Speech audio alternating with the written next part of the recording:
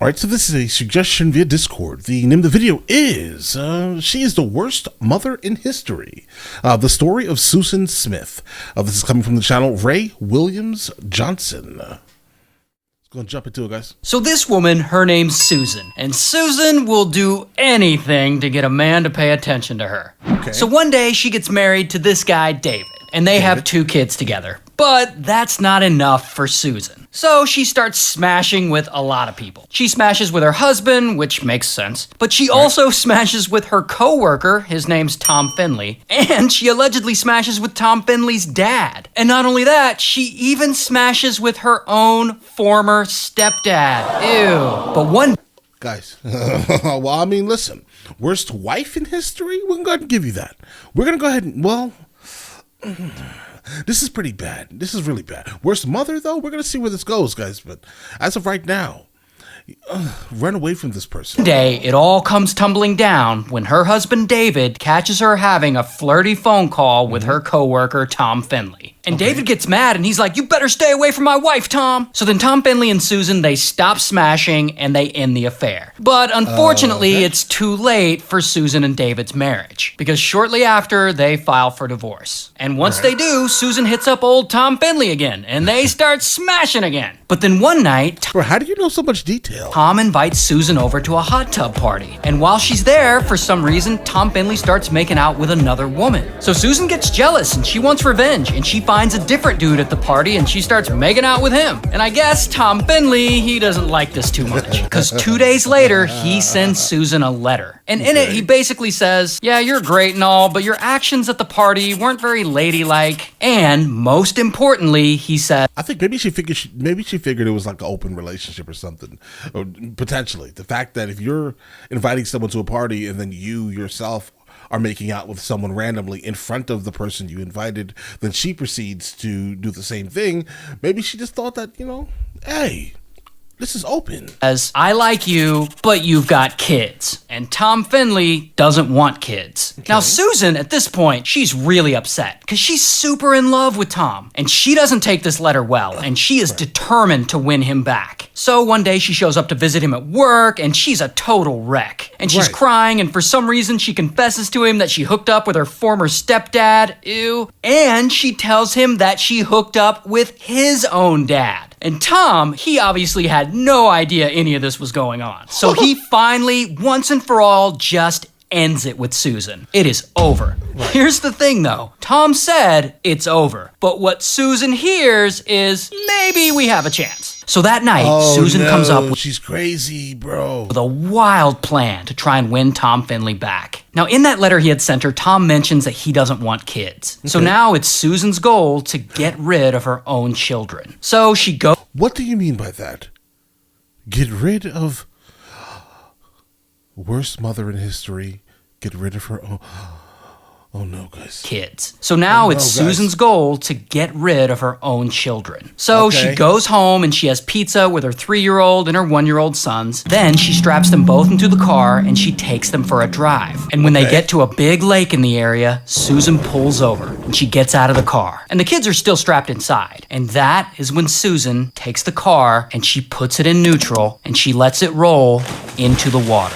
And it takes about 6 minutes, but eventually the car fully submerges. And of course, both the 3-year-old and the 1-year-old, they drown. Then Susan runs to a random stranger's home. Oh my God. Okay, here's the thing. Yeah, as of right now, based off of this story, we're going to go ahead and say that she was just a bad person in general. Bad mother, I'm going to give you that. Listen, give the kids back to the father. All right? I'm telling you, just give the... Oh no, I'm getting frustrated. Give the kids back to the father, please. All right? Please. What was this? Is this a real story? Susan Smith. Nearby, and she's panicked and she asks to use their phone and she calls the police and she's like, "Help, my car was stolen with my kids inside." And so police, they rush to the house and Susan tells them this whole story. She tells them she was stopped at a red light at a deserted intersection and some black guy came along and he forced her out of the car at gunpoint. Makes sense. And then he stole her car with her kids in it, and he drove off. Now, police, to their credit, they jump into action right away. They take Susan's description of the carjacker and they create this whole police sketch. And then search parties, of course, are sent into the nearby forest, and police follow leads to other counties and out of state. And this story makes national news. So basically, this could have definitely been like Emmett Till all over again, over some nonsense, absolute nonsense.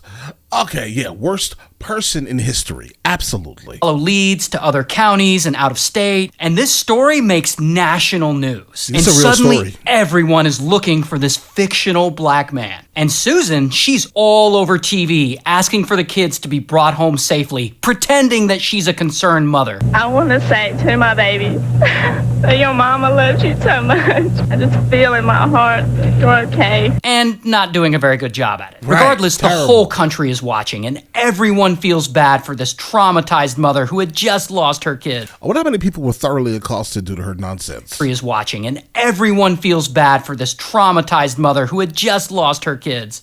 Until police, they start to notice things in Susan's story aren't adding up. Like how she said the carjacking took place at a red light, but that particular light wouldn't have been red at that time, because that light wouldn't have turned red unless there was a car on the intersecting road, and Susan told police she didn't see any other cars on the road. But anyway, police are suspicious, and they think she knows way more than she's telling them. And they get her to take 2 different lie detector tests, which is pseudoscience, but the results further lead them to believe she's bullshitting. So they question her, they search her house, they search nearby lakes for the bodies. But Susan, she keeps the lie going. She even goes on TV and questions how could people ever suspect her having something to do with her own kids missing. And at this point, 9 days have gone by, and police question her again, and they really put the pressure on her. And I guess she finally realizes that the tides have turned against her, and she crumbles, and she confesses everything. That she drove her own 2 sons into the lake and blamed it on some fictional black man. So they arrest Susan, here's her mugshot, she goes to trial, she's found guilty, she's sentenced to life in prison. From there, she gets disciplined 2 different times for smashing with 2 different prison guards.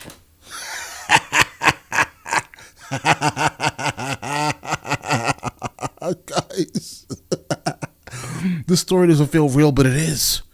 It is. And apparently she gets a girlfriend in lockup, and she's romantically linked with 6 different guys on the outside. Shout out to South Carolina. Mandatory. So this that was absolutely intriguing. Listen, your storytelling ability, sir, is absolutely phenomenal. You sucked me into the story here. I've never heard of this woman. Let's see. When it happened, it was 1994. Bro, I was 6 years old. Yeah, I wouldn't have known this anyway. But all right, we're here. The interesting part here is that it doesn't say life. It actually says that she got 24 years in prison. And I actually find that absolutely crazy. How can someone get 29 years in prison for doing this? But then I sit here and think about it. I'm just like, wait a second. I know how, because it wasn't a guy who did it. That's why. That's wildness, guys. Yeah, she's nearing parole. She's about to get off. Well, how about this? She's nearing parole at the very least, guys. She's 52 now currently. There's some updated images. Oh my God. Oh my. Bro, this is a terrible human. Okay? Never let this person out. Never. She's going to be passing all types of venereal diseases around, guys. She's a nasty, nasty person. Right? Just letting everybody inside of her, guys. That's just a rule, I guess, guys. Right? So not just that wildness, you then delete your kids. And then you start copulating with correctional officers. Bro, this is wild. But all right, listen, you guys all have an absolutely amazing day. All right. Guys, this is one for the history books, guys. It is.